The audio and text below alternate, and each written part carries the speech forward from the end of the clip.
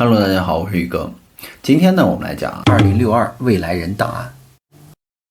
2027年全球系统压缩，这是我最后留给21世纪的遗嘱。在21世纪初的日本匿名论坛渠道2上留有一段讯息，这并不是以预言者或救世者的身份出现，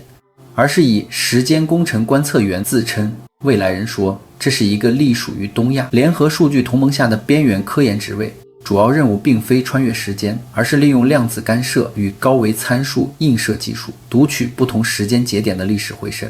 并将其转化为可被模型解析的社会趋势数据。未来人说，他的本名在2062年的系统中早已被匿名协议抹除，只保留一组可追溯却无法反向定位的身份码，因为在那个世界，个人身份本身已被视为一种可被操纵的风险参数。他之所以在21世纪初的日本匿名论坛2渠道上留下讯息，是因为在他们的时间模型中被标记为低监管历史节点，资料密度高却缺乏审查干预，最适合作为跨时信息回声的投射出口。他并非唯一一位进行这类实验的人，但却是少数选择向原始社会节点直接发布内容的观测者之一。他的目标不是改变历史，而是测试文明在接收到未来结构信息后的自我调节能力。因为在2062年的科学框架中，未来不是固定结果，而是由无数选择叠加而成的几率场，人类只能影响流向，无法逃离物理。未来人自述出生于2022年代初期的日本关东地区，成长于气候变迁、少子高龄化与数位治理逐步深化的时代。青年时期进入公共资料分析与基础设施风险评估领域，负责将城市运作、医疗统计、能源网络与国际风险模型整合为可预测的动态图谱。在他所处的年代，历史不再以事件为单位，而是以系统相位来标记文明的状态。他说2062年世界是一个由算法治理、由气候穹顶保护、由能源网络自适应调度的高度量化文明。他说那个时候的东京湾变成人工岛，被多层防灾结构包围，海面上漂浮着光伏平台与自动港口，空中运输系统沿量子航道运行，地面早已不再是主要交通层，公民身份以权限层级区分，货币成为可程序化的政策载体，每一次消费都内嵌社会调节参数，人类与 AI 代理共同生活，让预测模型管理健康。他正是在这样一个世界中，观测到2026年第4季至2027年第2季这一段被标记为系统压缩点的时间区间。所有模拟显示，在这个节点前后，全球制度将发生不可逆转的相变。表面上没有单一灾难，但货币、政治、能源与信息系统会同时出现结构性疲劳。国家货币因信任稀释而导入可程序化结算层，政治逐步交由人工智能决策辅助系统生成初始方案。权力转移到模型架构与资料权限，人工智能完成从工具到环境的转变，量子与分散式计算迫使加密体系重构。首先，在科技领域发生了质变，通用人工智能的逻辑推理能力在这一季突破了图灵测试的最后防线，不再仅仅是生成内容的工具，而是成为了具备主动预测能力的决策引擎。企业与政府开始依赖这种被称为自适应管理架构的系统，来应对日益失控的全球供应链波动。与此同时，量子计算的商业化原型机在2026年12月正式接入全球云端基础设施，这直接导致了传统非对称加密体系的崩溃，金融机构被迫在短短3个月内完成矢量子安全加密的迁移。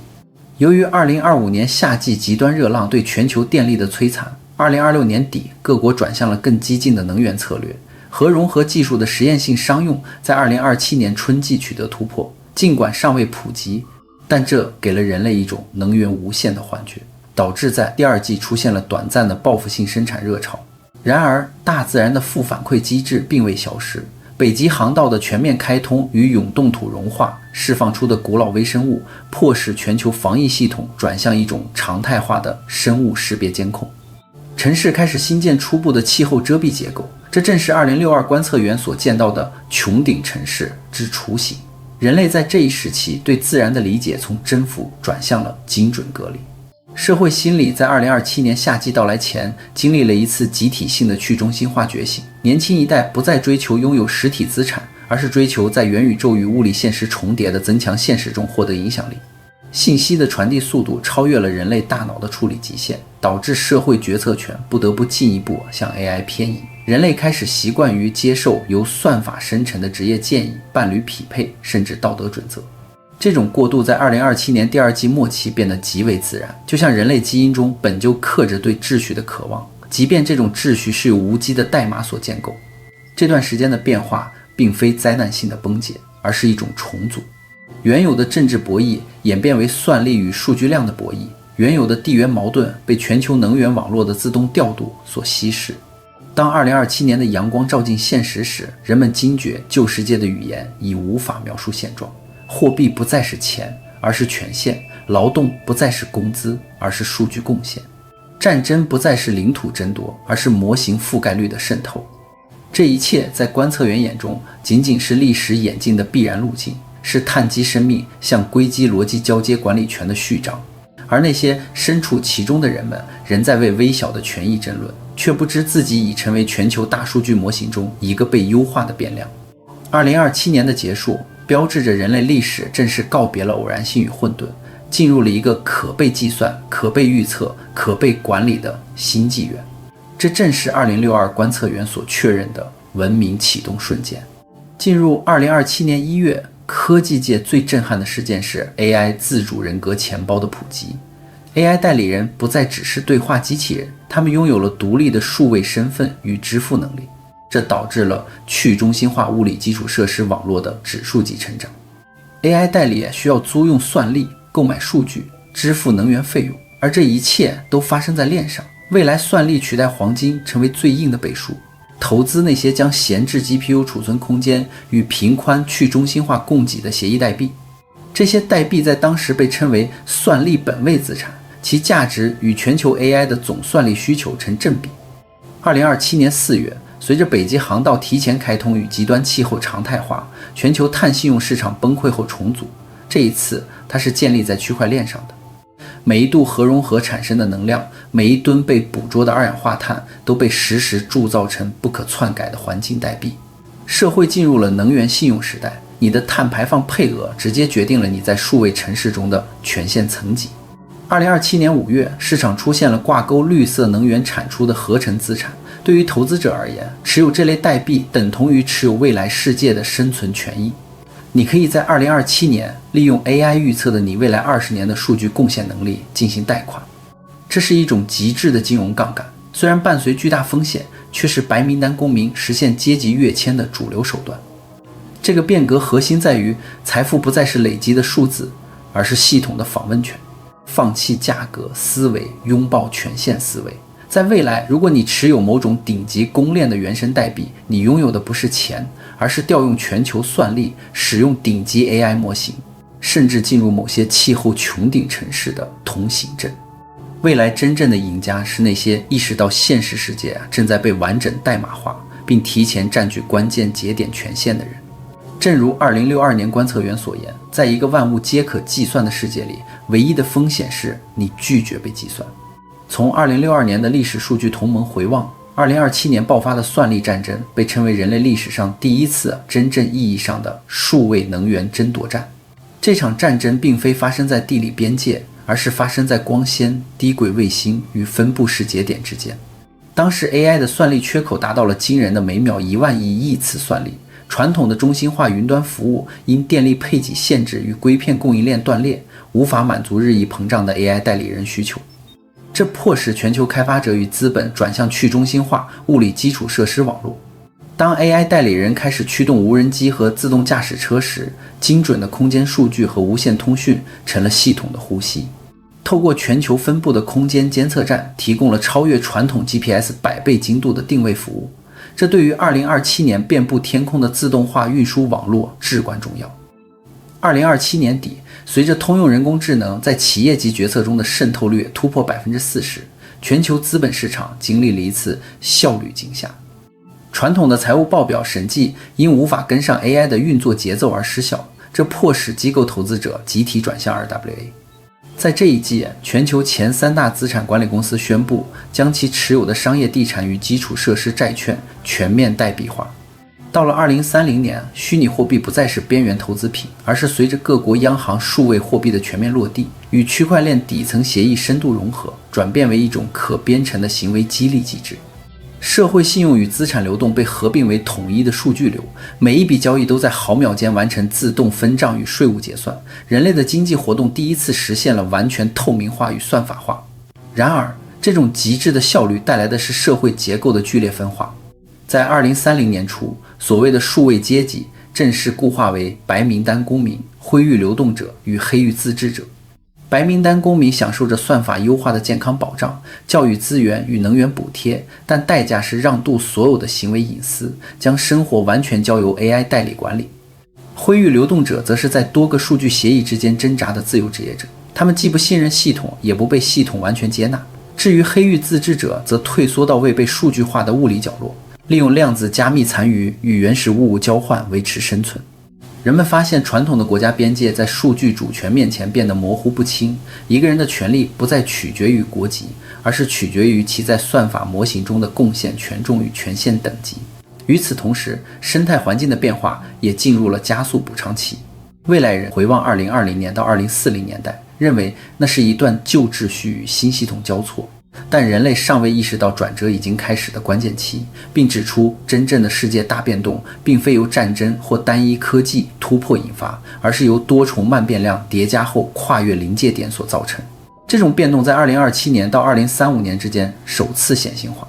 首先，在经济层面，全球将由以增长为核心的线性模式转向以韧性与再分配为导向的循环模式。这并非意识形态选择，而是因能源密度、资源回收率与劳动自动化渗透率同时达到瓶颈，导致传统货币政策失效。各国央行被迫将数位货币与实时税制、补贴机制绑定，使经济成为一个可被动态调节的系统。政治结构随之重塑，国家不再以主权竞争为核心，而是以风险管理能力作为合法性来源，能够稳定供应能源、粮食与医疗的政府将获得民众信任，而无法维持基本系统运作的政权将被算法与跨国协议边缘化。国家安全的定义也从军事冲突转向系统连续性，保护电网资料中心。生物多样性与医疗供应链将比传统武力更具战略价值。在生态环境方面，它描述气候变迁不会导致单一灾难性的终结，而是透过频繁且可预测的极端事件，迫使人类重新规划居住与产业分布。沿海与干旱地带将逐步转为高风险缓冲区，城市密度与农业模式将由算法实时调整，以降低整体暴露度。AI 科学在这一转型中扮演关键角色，从单一模型转向分散式代理网络，使决策不再集中于少数节点，而是由多层系统协同完成。这将提升社会对突发风险的反应速度，但也引发对透明度与人类控制权的长期争论。医疗进步则以预防与早期介入为核心，基因风险评估、实时生理监测与个人化治疗将使多数慢性病在发病前被管理，延长的不仅是寿命，而是功能性健康年限。2062未来人最后指出，这一切并非乌托邦，而是一种高成本的稳定。文明将不再追求无限成长，而是学会在有限条件下维持连续性。而生活在转折期的人们所感受到的不安，正是系统从旧相位切换至新相位时的必然震荡。在那个被后世称为第一稳定时代的黎明阶段，人类并未如想象中迎来光明或解脱，反而进入一种近乎静止的文明状态。所有指标都被维持在安全范围内，能源供需、粮食库存、医疗负载与社会情绪波动皆由算法实时平衡。灾难不再爆发为戏剧性事件，而是被分解为数百个微型干预，于尚未被感知之前即被抹平。这种被称为连续治理的模式，使世界表面上看似前所未有的平稳，但人类历史的张力正在消失。未来不再以惊奇或恐惧作为叙事动力，而是被压缩为一条无限平滑的曲线。个体生命的选择权也在这样的结构中被重新定义。医疗体系则转向全生命周期管理，从胚胎期的风险筛查到老年期的神经退化延缓，人类开始以可持续生命年而非单纯寿命作为健康指标。2062未来人在回顾这段历史时写道，真正的进步不是消灭不确定性，而是学会在不确定性中建立可以承受失败的结构，文明才能在下一次不可预测的转折来临时，仍然保有选择未来的能力。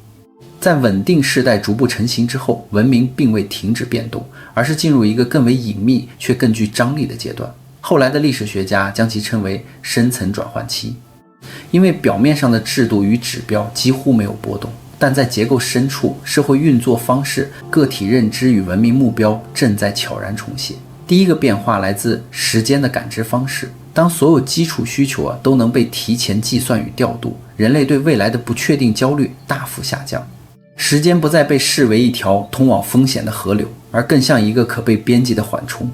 但人们开始以预期版本来谈论人生，每个人都有多条被模拟过的可能路径，而现实只是其中一条被选中的版本。这种认知使得传统的成功与失败失去意义，因为所有结果都只是统计上的一种实现。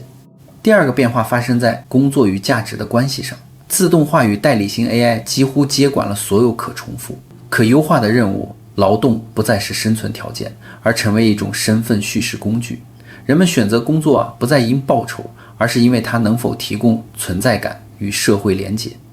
于是出现大量低效率职业，例如叙事设计师、情绪场景策展人、地方记忆修复师，他们的任务不是提升产出，而是为社群创造可共享的意义框架。第三个变化体现在城市的解体与再组合。当远距存在与沉浸式通讯成为常态，地理位置的重要性大幅降低，许多大型都市开始缩小，实体核心将人口分散至卫星社群，每个社群根据自身资源与文化偏好运作，形成高度多样化的生活节奏。而城市之间不再竞争规模，而是竞争体验质量。第四个变化则关乎知识的形态。传统教育被拆解为学习不再以课程或学位为单位，而是以实时需求为导向。人类与 AI 形成共学关系，当个体面临新问题时，系统会实时生成学习路径，并在过程中调整难度与节奏，使知识成为一种流动服务，而非静态资产。第五个变化出现在国家安全的内涵上。随着军事冲突的成本与风险急剧上升，各国逐步将防卫重心转向生态稳定、能源韧性与资料完整性。破坏一个国家的资料信任结构，往往比摧毁其军事基地更具战略影响力。第六个变化来自医疗与生命定义的重构。基因编辑、再生医学与神经界面使人类能在不改变身份的情况下多次更新自身身体，疾病不再被视为敌人，而是系统偏差的讯号。治疗的目标不仅是修复，更是预测与调节。第七个变化则是文化的回归，人们反而更加渴望手工、仪式与故事。地方语言、传统节庆与实体艺术重新受到重视，成为对抗抽象化生活的锚点。2062未来人最后留下的并非警告，而是一份冷静的观测报告。他说，人类不是走向毁灭，而是进入另一种结构。真正的困难在于人们仍试图用旧有语言理解一个由数据与算法构成的新世界，而当历史回望时，2027年将被标记为这个文明版本真正启动的瞬间。大家觉得呢？那么好了，故事呢，宇哥也就讲完了。别忘了订阅关注宇哥的频道，看后续更多精彩内容哦。